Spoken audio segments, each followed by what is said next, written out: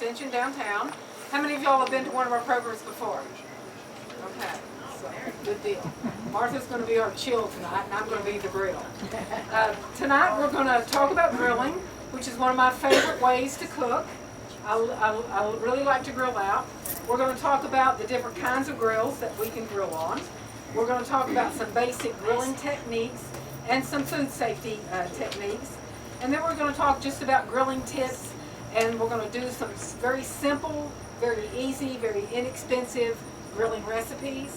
I'm one of these kinds of people that like to do things very simple, very easy, and grilling is one of those things that we can do that way, and very inexpensive. I don't believe in adding a lot of cheese and a lot of butter and a lot of those kinds of added salt and calories to our food, especially in the summertime when you've got fresh garden vegetables.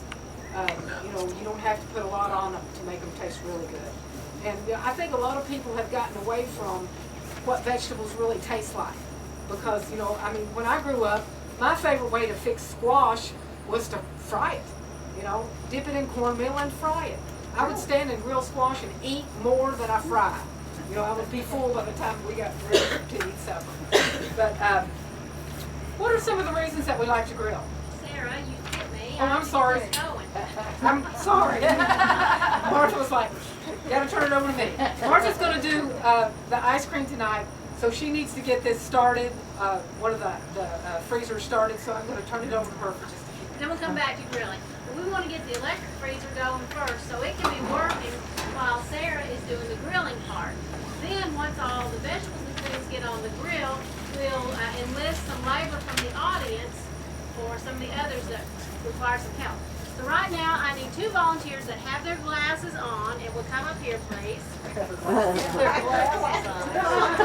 Sean and Beth. Okay. All right. To make ice cream, you have to get things cold. So would both of you please tell me what the temperature is on your cup of ice water right now? 35. Yeah, 35. Okay, what temperature does water freeze? 32. 32. We're going to make Beth's cup of ice water colder than 32 degrees. So we're going to put in a couple of teaspoons of rock salt, and Beth is going to stir that up.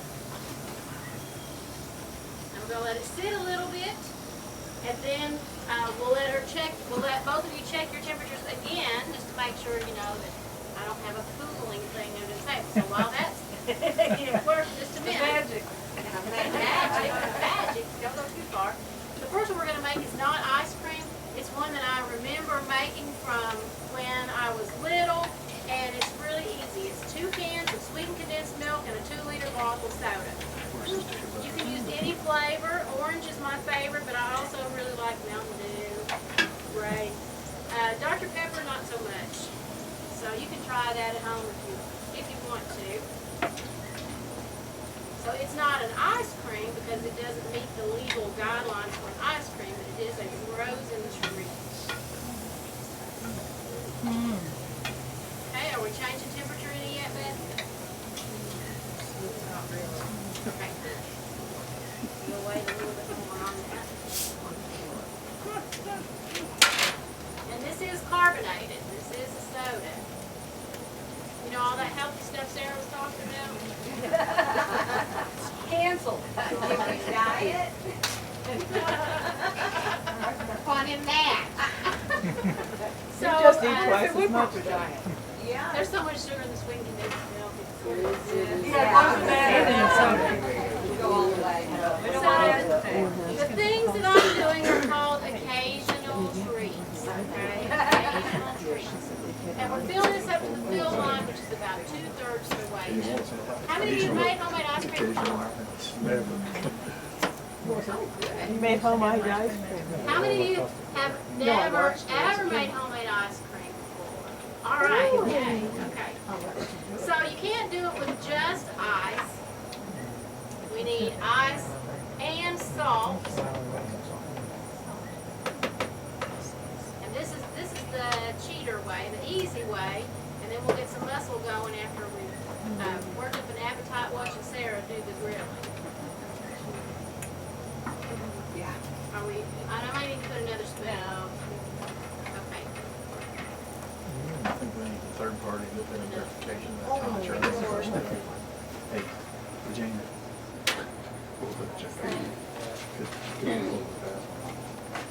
couldn't read it. Throw that in. You don't have that. So I've got the ingredients in the cylinder in the inside, and I've got the motor plugged up, and now we're gonna layer three inches of ice to 1 inch of salt. 3 inches of ice to 1 inch of salt. And I saw a tip today that you can add a little water in there to sort of hurry it up, because it's actually the brine that's gonna be colder than 32, and it will get colder than 32 degrees. To freeze our ice cream. Okay, I'm going to move to the back to where the plug-in is, and this is going to make a lot of noise. Let Sarah go ahead with the grilling while we get this one going, and we'll taste it after a while.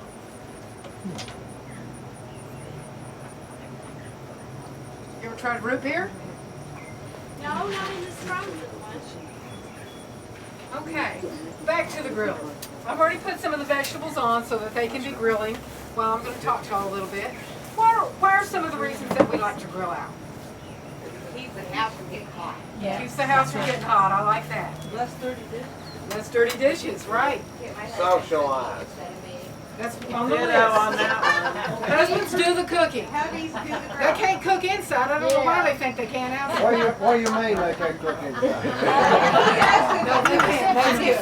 This is my experience. I agree. I like that. I like that. Because it gets, socializing. Somebody said socializing. What about a family tradition? Y'all have, we probably all have memories of cookouts and parties. Summertime parties seem to always revolve around the grill. Has anybody got a family tradition or something that, a memory they want to share with us? I'll share one with you. I can remember as a little girl, my mother was away for something. My dad loved to grill. We had this little pitiful grill, we'd go outside, we'd grill it all the time. And, I can't remember what happened, but we didn't have what we thought we had. We ended up grilling bologna out on the grill. So you can grill just about anything. And it was delicious. It really was. It was really good. Time with our family and friends, easy cleanup. And I just really like the flavor of the food. And that's something we all really like, the flavor of the food. Keeps the house cool. I really like that. And it takes us outdoors. I don't know about you all, but I really like to be outdoors in the summertime. It's really pleasant tonight. This is a perfect atmosphere for this. Some fun facts about grilling. What do y'all think is the most popular day for grilling in the whole entire year? Sunday. July the 4th, right. Except for this year's was the exception. We don't care. I think we grilled out anyway that time. We grill out a lot. But Memorial Day is the second most favorite day for grilling out. Burgers top the list. We all like to do now and then I just have to go grill a hamburger. That's just, to me, that's just a big fat juicy hamburger. You just can't beat it. Hot dogs are second on the list for foods that people like to grill. And then chicken comes in third. And hickory is the most popular flavor of barbecue sauce. I thought that was kind of interesting. And if y'all ever looked at barbecue sauces lately, there are so many on the market. And there's a lot of people that are making their own barbecue sauce in Kentucky and selling, with Kentucky Proud and making some money. 40% of people that like to grill year round. Do you all grill during the wintertime? Yes. Don't blame you, I do too. I like grilling's always fun. Any food that can be broiled or roasted can be cooked on the grill. Last weekend, I'd never done this before, but I grilled cabbage on the grill. Have y'all ever tried that? Oh yeah, that's one of my favorites. I did wrap mine in put olive oil on it and put it in foil and put it on the grill. But some people just put it, just flat on the grill. Some people have told me they've done lettuce on the grill. I've never done that either, and I did see a recipe the other day for a grilled Caesar salad that I thought sounded really good. But when we grill, there are two kinds of methods that we use. One is called the direct method. Direct is when you place foods directly over the coals, and that's like with hamburgers, hot dogs, things that don't take very much time. That cook really quickly.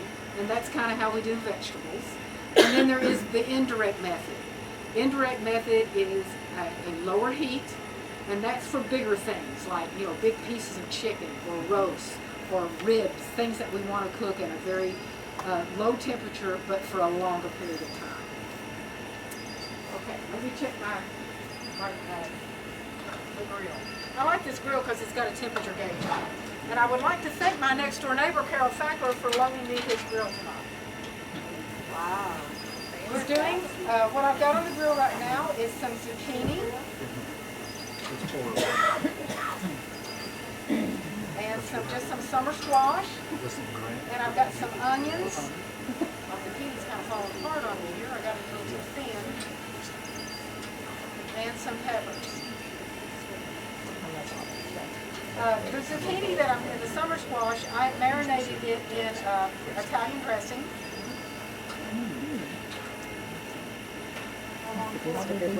I did this afternoon. Just put it in the marinade.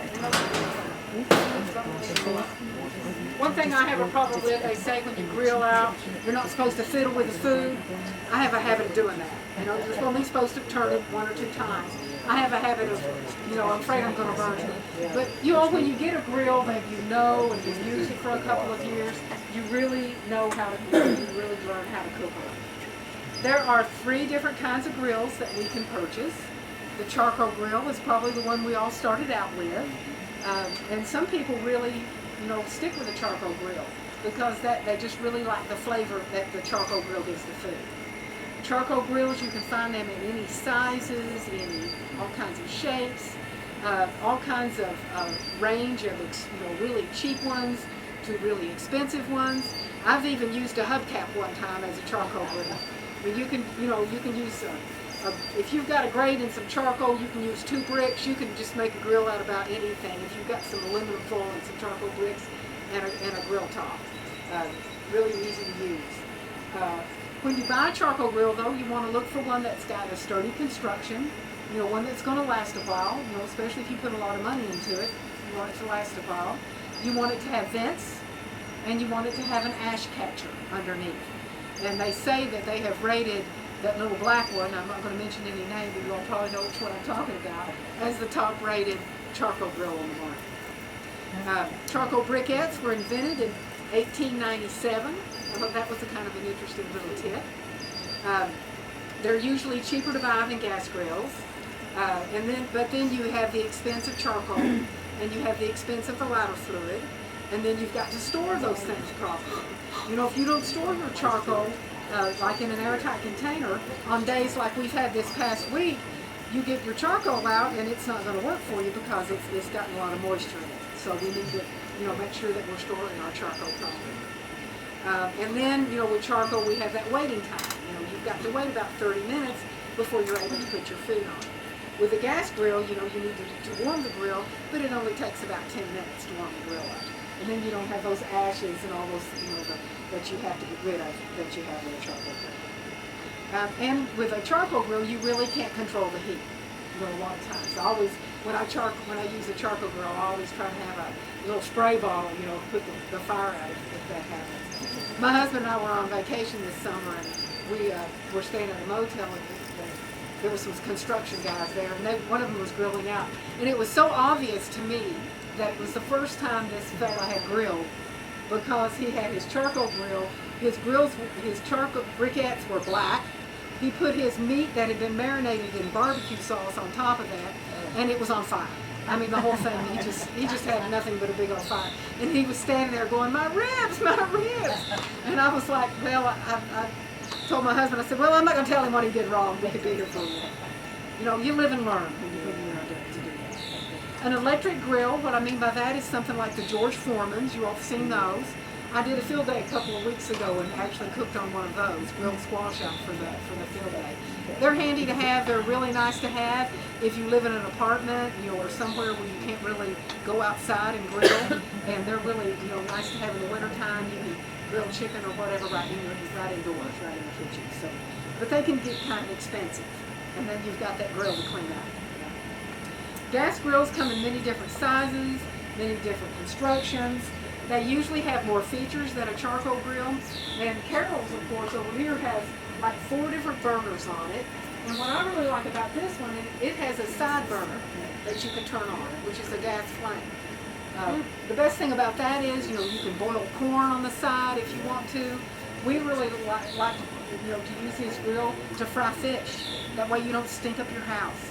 And one of the best uses for that is in the wintertime when the electricity goes off, you can go outside and make yourself a cup of coffee or a cup of tea. So that's a really handy feature to have.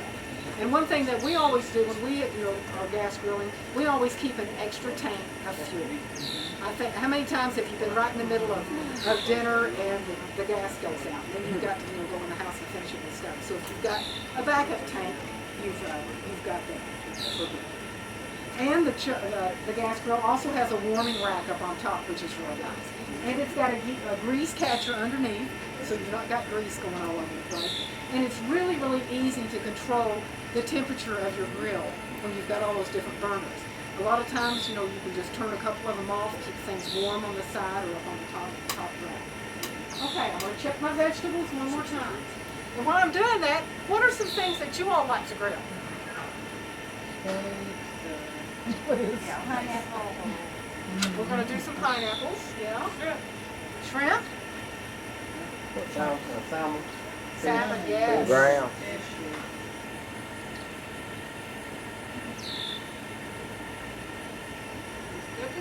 It's cooking, but it's slow.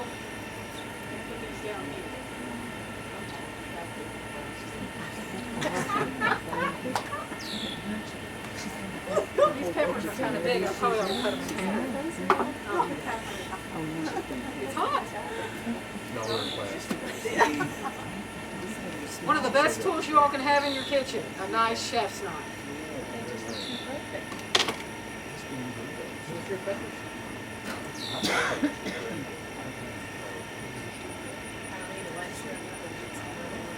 Do you all use gas or charcoal grills? Gas? Charcoal? That was natural wood. Did you ever read the bag of Kingsford charcoal? What the main ingredient is? What? Coal. Coal. It's not wood, it's coal. Yeah. That's unappetizing.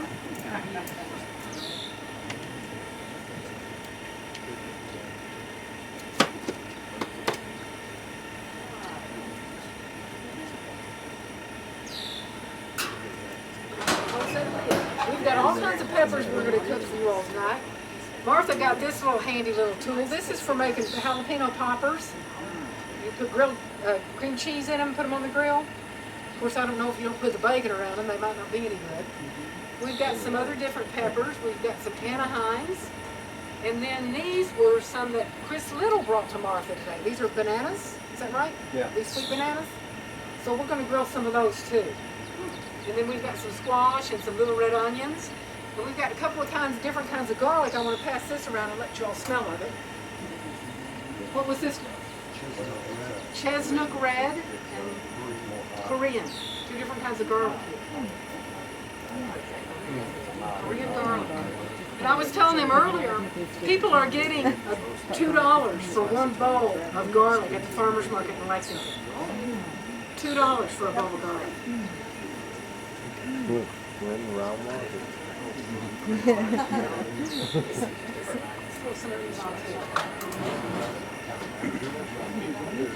And I don't bother cutting my peppers up much. I just throw them all. Wash them. Another thing that I like to do is we cut the top off of the pepper, clean out the seeds and the membranes, and then stick a stick of string cheese down in it. Put the top back on with a toothpick. Very good.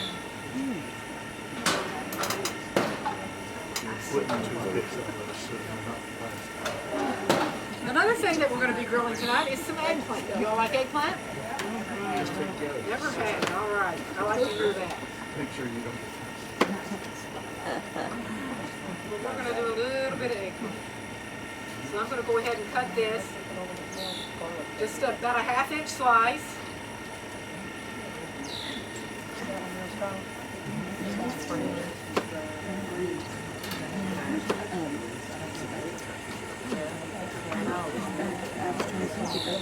Eggplant goes really well with lots of herbs and different tomatoes and garlic. grill full.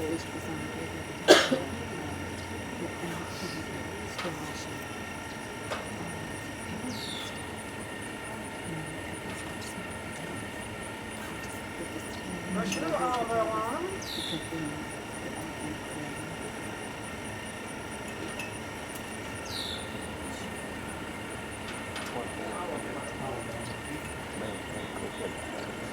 I never heard to think about that. I just started that, that's a love thing. That's my shelf right there. That's the one that shines.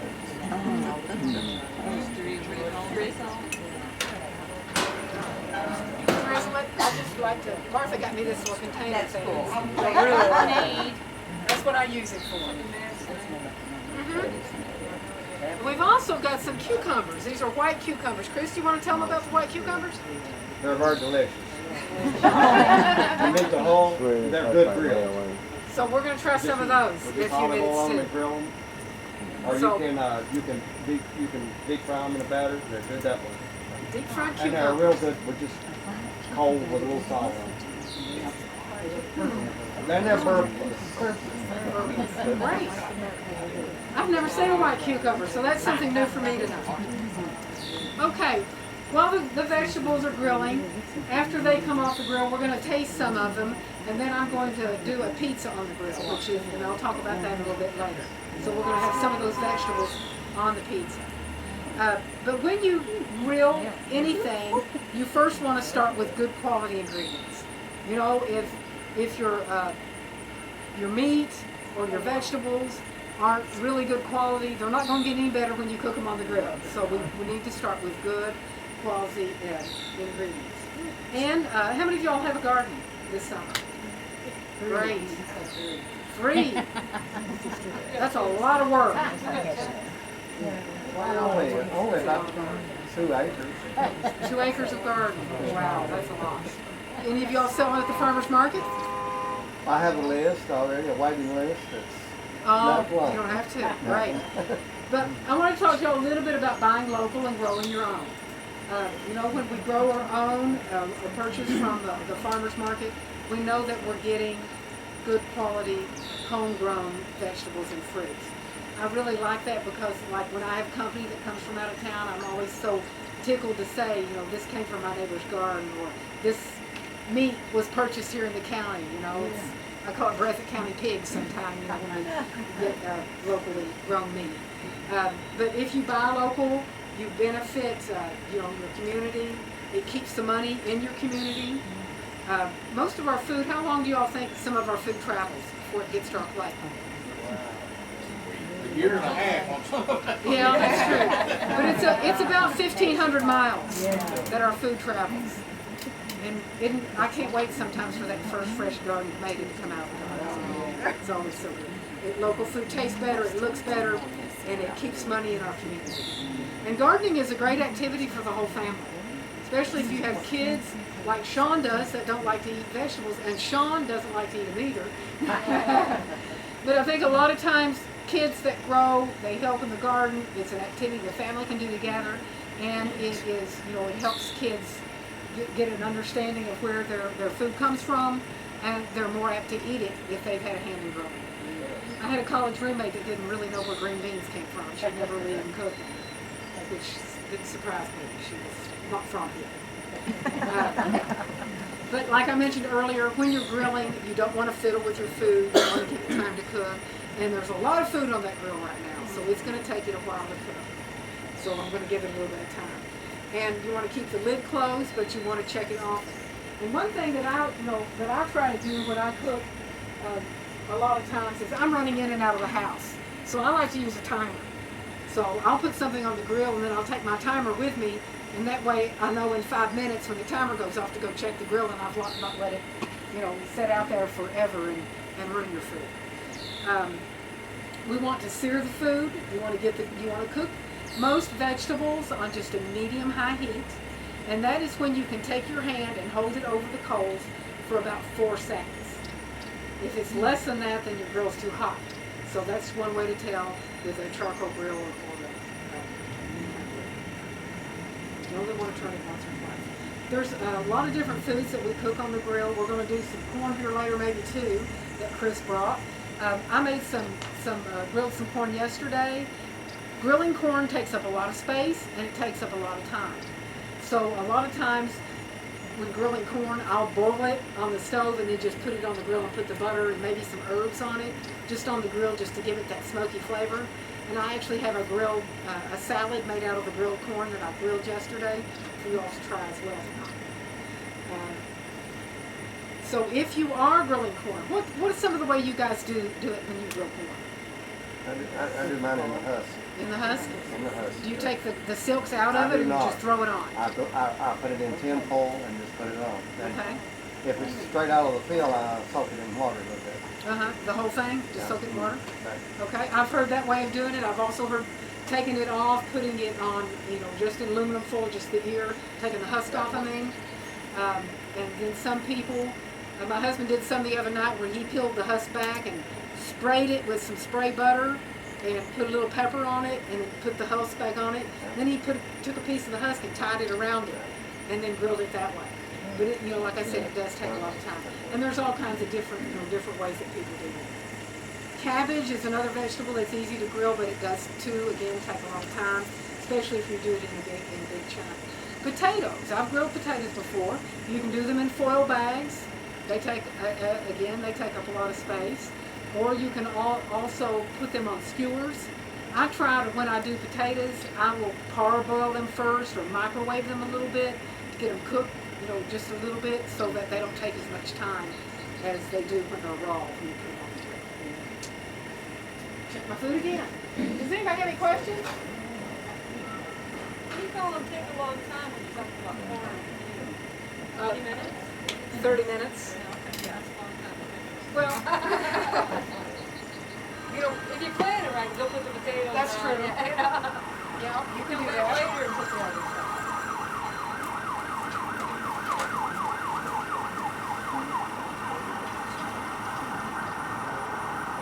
I just haven't really grilled a whole lot of corn.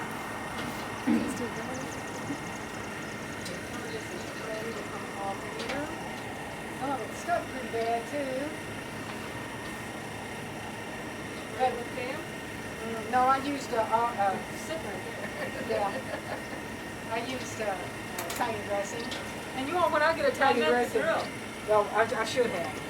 They do make a special Pam just for that. I used just any Italian dressing. You can use light Italian, if you want to, kind of cut the fat a little bit. And you can use any brand, cheap, whatever, $1 a bottle. Really good marinades, great with chicken as well. But I like to use some that's got just a little bit of oil in it so that it won't stick.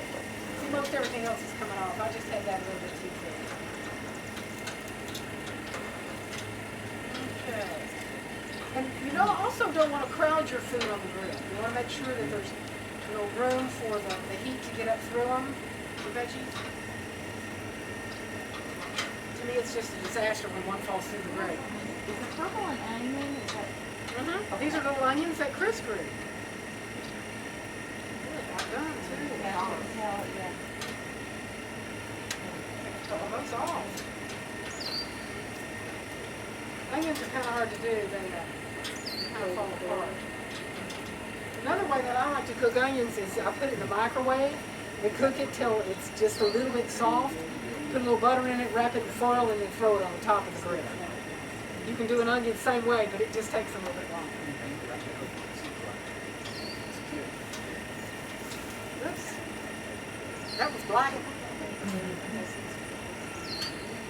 right.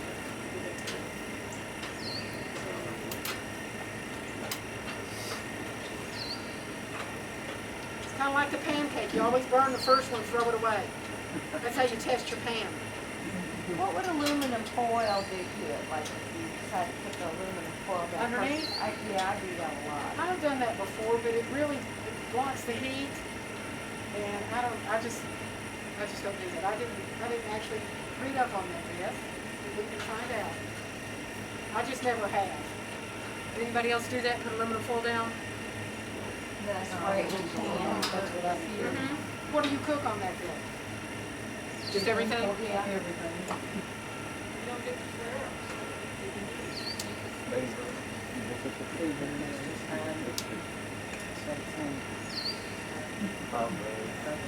I like to do that with steak, put a little heat on it, you know, and have it, sear it real good.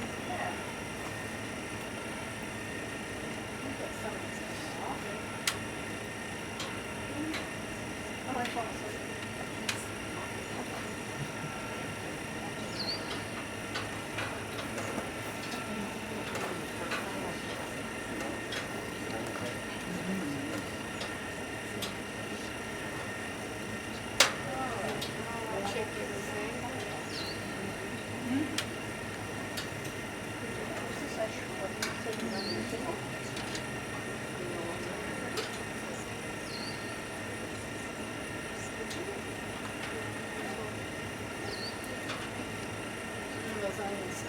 What you just started doing, if you recall what you just started.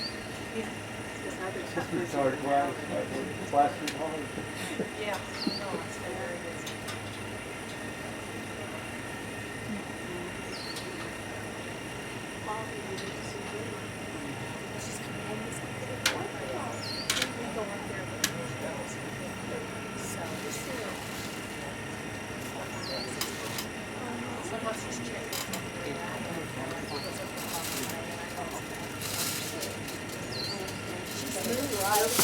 That's what you get for buying cheese.